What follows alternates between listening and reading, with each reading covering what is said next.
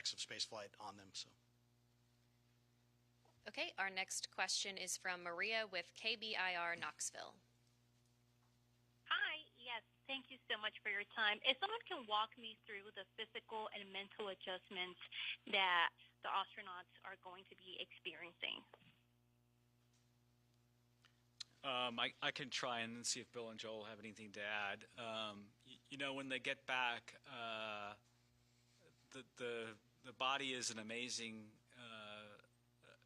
adaptable.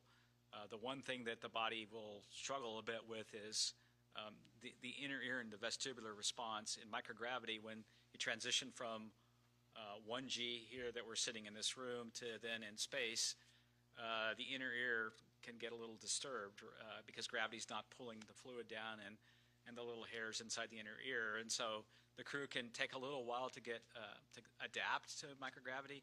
That same thing happens in reverse when you land back on Earth. The human body was adaptable and was used to being in microgravity. Now the vestibular response is such that you feel disoriented, you may feel a little dizzy, you may have trouble getting up. And then, of course, physically, their body, when they were operating in space and doing operations inside the various modules, their muscles weren't working as hard, their heart wasn't working as hard, and so there's a muscular and cardiovascular kind of reconditioning that has to happen. And so that's what's happening now. And then, there's a little bit of response coming back to 1G. In space, I could let this pin, release this pin, and it's going to stay right where it is. And in 1G, if I release the pin, it falls. And so there's a little bit of that the crew has to get back and learn the skills back here on Earth again. So. Okay, our next question is from Jackie with the Times of London. Hello, and thank you. I'm sorry if this is a really frustrating question because I know there's so much good work done on this mission, but there has been a fictitious narrative woven around it by prominent people who are hard to ignore. Why has NASA not pushed back more emphatically against that and against the use of astronauts by one of its commercial contractors as political pawns? And what's to be lost by simply correcting that narrative for the sake of the public who have paid for the mission? Thank you. I would say, our job at NASA is to successfully and safely fly these missions. We fly it with the laws of physics, and we fly it with our commercial partners. And so oftentimes there may be things out in the press that may not be exactly what's happening. And our job is to fly these missions, and regardless of what you read in the press, our job is to fly successful missions, safe missions, and do the science we do on board the International Space Station. I mentioned this year 25 years of continuous crew presence on board later this year, the International Space Station. And we do about 150 experiments every expedition we fly. So think about it, every 6 months. I think we're over 3,000 experiments since we started the International Space Station, and that's what we focus on. Okay, our next question is from Jeff Faust with Space News. Hey, good evening. Question for Bill or Steve. Since the Crew 9, Crew 10 handover lasted only a couple of days, was there anything you would normally do on a handover you weren't able to do in this case? And in the future, might you consider shorter handovers between future commercial crew missions? Thanks. Yeah, across the board, the main thing that we have to get done is, like anytime you get to a new place, is the emergency briefings. Where do I go in case of an emergency? What are my duties in terms of an emergency? And that happens very early on. And then the follow-ons are more of the general, hey, where did you guys put this thing? Or where did you put that? Where did you leave this wrench when you get up there? Because you can imagine the size of the space station is so large, and there's a lot of stuff up there. So a lot of the handover that we do with the crews is more set up to be an efficiency gain. And that really helps them be more effective when they go and get to the tasks done that we need to. So when we reduce that time, we reduce that efficiency in the near term to accomplish the tasks on board. We evaluate that each time and understand what our handover is.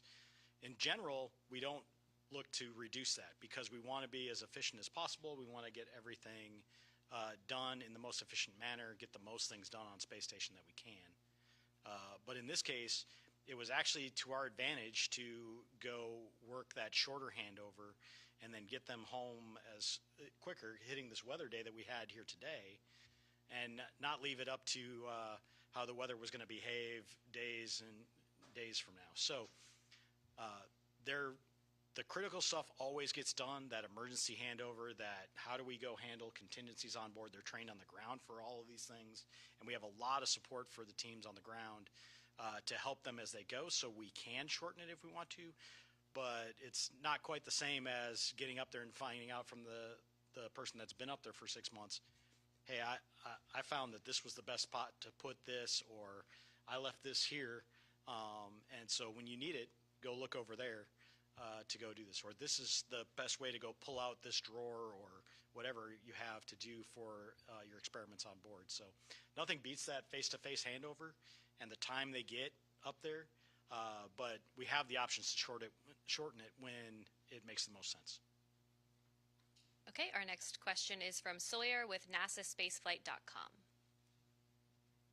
Thank you so much. This question is, I believe, for Sarah. With this being the final splashdown on the east coast of the United States, what is the plan for Megan? Is that going to be repurposed to the west coast? Is that going to stay on the east coast? And then what becomes the contingency if, for example, the weather isn't good at the planned Pacific landing sites, whereas here you had the Gulf and the Atlantic? Hey, we don't know the answer yet to what will happen, what will become of Megan. We've got Shannon here on the West Coast. I'm sitting here in California right now, and there's unique benefits and unique challenges of weather patterns on the West Coast versus the East Coast. Just one example, we have far more stable weather in terms of wind and wind speed, wave height than we did in Florida. So where we needed numerous sites on both coasts of Florida to provide geographic diversity to avoid weather patterns that may be happening in one area and not another. Not so much the case on the West Coast. However, our cloud cover is different here than in Florida, and so things like the airborne assets that support our mission might have different challenges out here than over there. So we've done a lot of trying to learn from meteorologists and historical weather patterns, and then figure out the right number of sites and the right number of support assets to ensure that we maintain a high return availability, which means a high percentage of days that would be a viable return option with a safe splashdown, regardless of what coast we're splashing down on. All right, our next question is from Isam with AFP.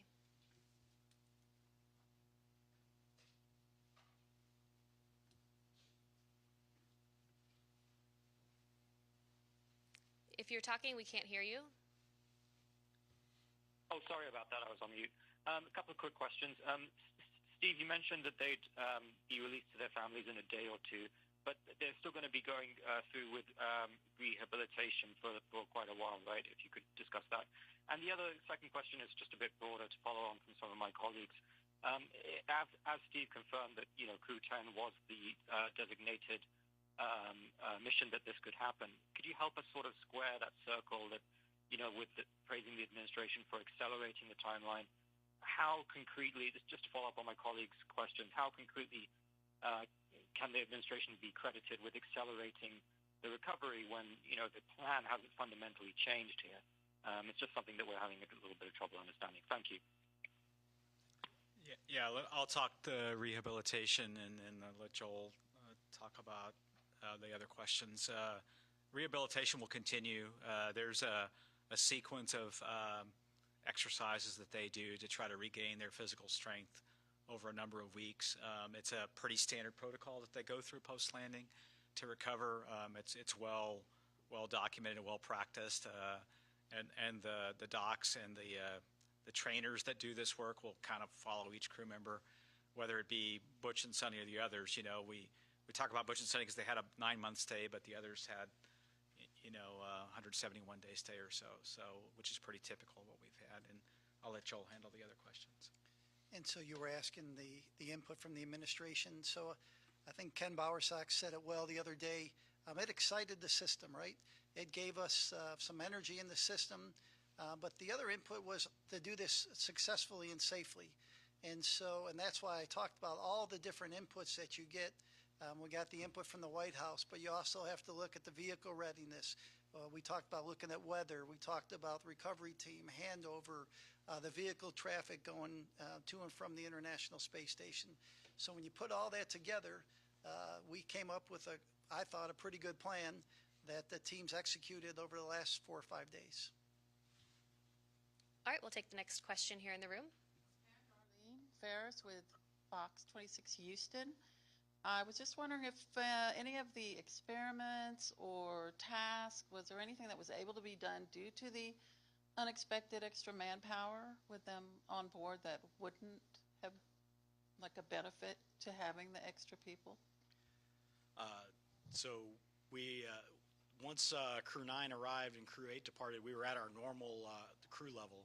So we managed within the normal kind of cadence that we did there. But before that, we absolutely took advantage of Butch and Suni being there and having the extra hands. We had some maintenance activities that had to be done over the summer that would have potentially taken away from some of the science that we were doing that we didn't have to take away from that time because of the fact that we had the extra hands there. So it was great having them there over the summer as extra hands to help out with a number of activities going on.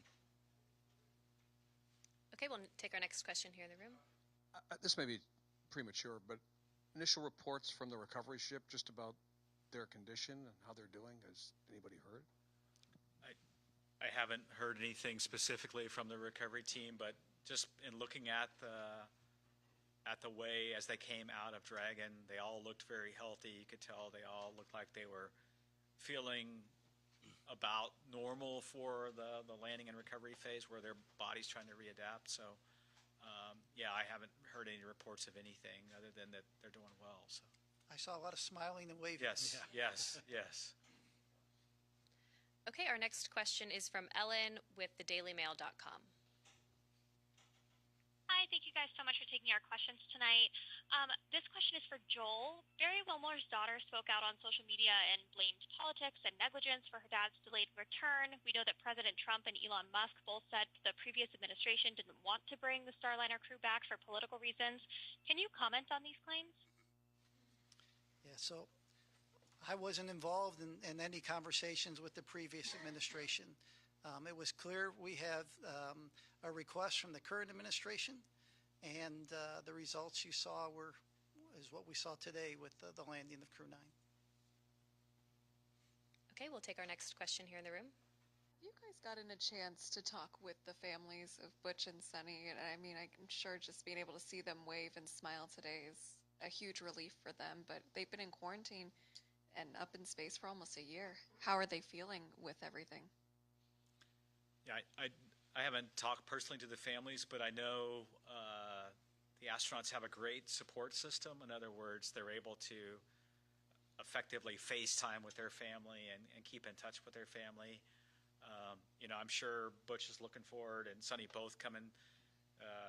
Easter's coming up, and there's graduations coming up, and there's lots of family activities coming up that the timing's probably pretty good for.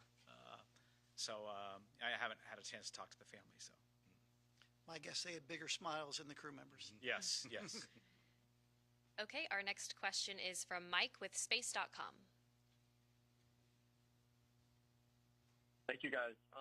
This is probably for Sarah. I was just wondering, were there any different approaches that you guys took with this Dragon to kind of meet this faster deadline, or this, and if there were any kind of changes to the processing, are those things you can take into future missions? Hey, no changes to the processing, and actually, if you're able to go back and listen to Friday night's briefing, I think Steve also shared a little more detail about that. But similar process, it's just a matter of doing a little bit of Tetris within our facilities of what vehicles are going into what tests or what operations in the pre-launch processing flow first.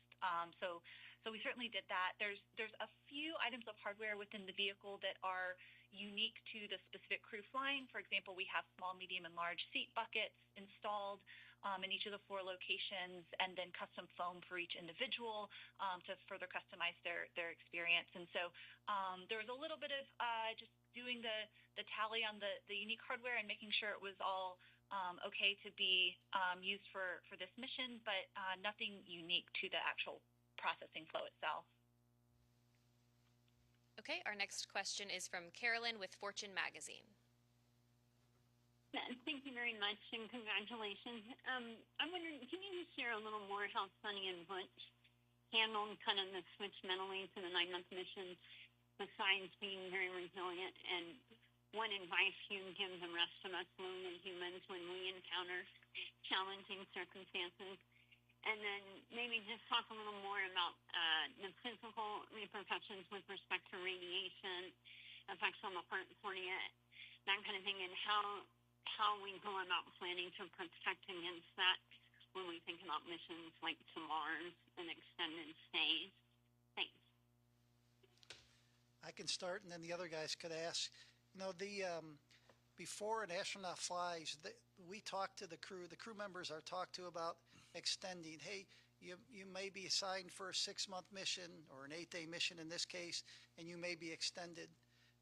Frank Rubio was an example, right? Mark Vande Hei was an example. So this isn't the first time that people are flown. Clearly their mission was much shorter than those other missions, but the crew members are talked about, hey, what would you do if you had to be up there for a year? So they mentally prepare before they launch, and they talk to the other crew members that have flown for these long duration missions. And so the teams are preparing.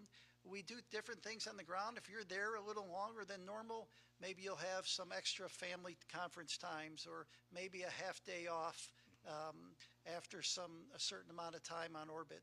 And so we had experience from past crew members, and we made changes in the operations and how we do that. And so let's see, Bill, if you want to add anything to that. Yeah, I think the other question was, really on kind of the effects of space on people in general, and when you change the duration on them. We look at every crew member when they're going up and making sure that we feel confident, even if their mission had to be extended, that they're up for it and that they've got, I think, the time allowable, I think, for them to stay in space and to go through that. We monitor everything on board.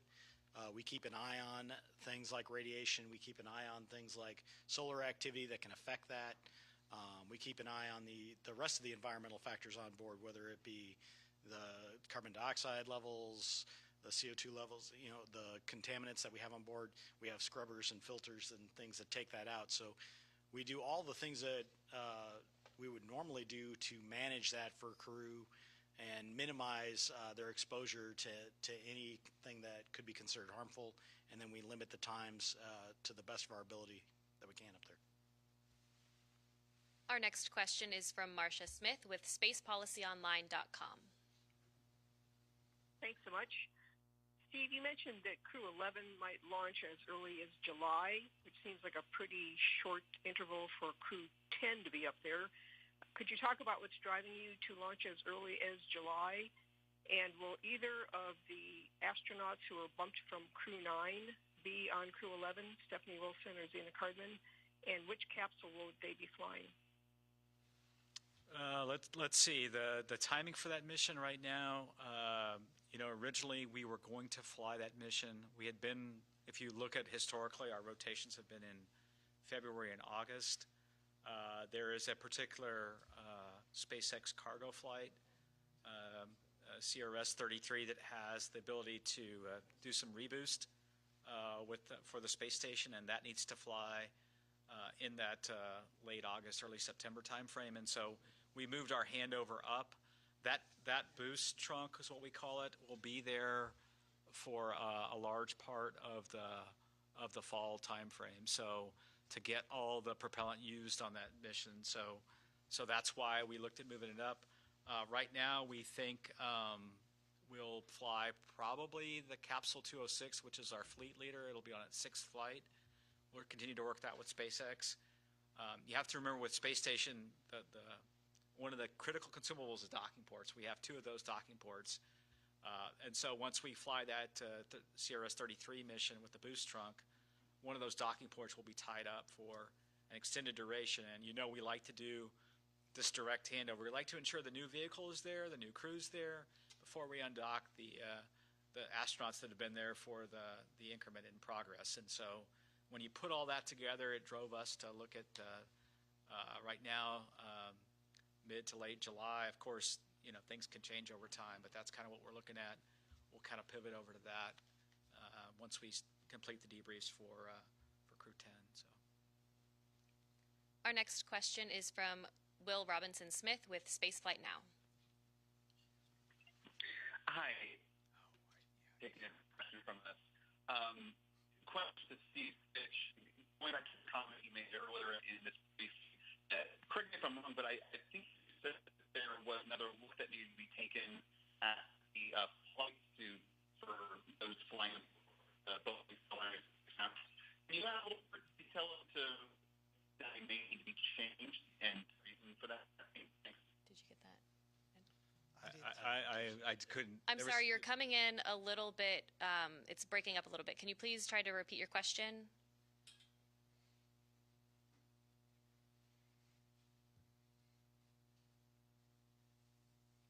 Operator, if you could please unmute the participant.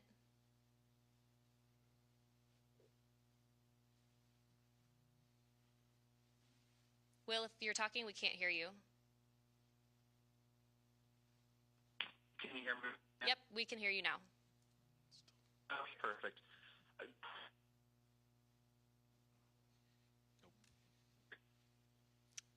I'm sorry, we keep losing you. If you could just follow up with us after this news conference, we'll be happy to get a response over to you from the panel up here. But for now, that'll do it for our press conference this evening. Once again, Crew 9 is safely back on Earth.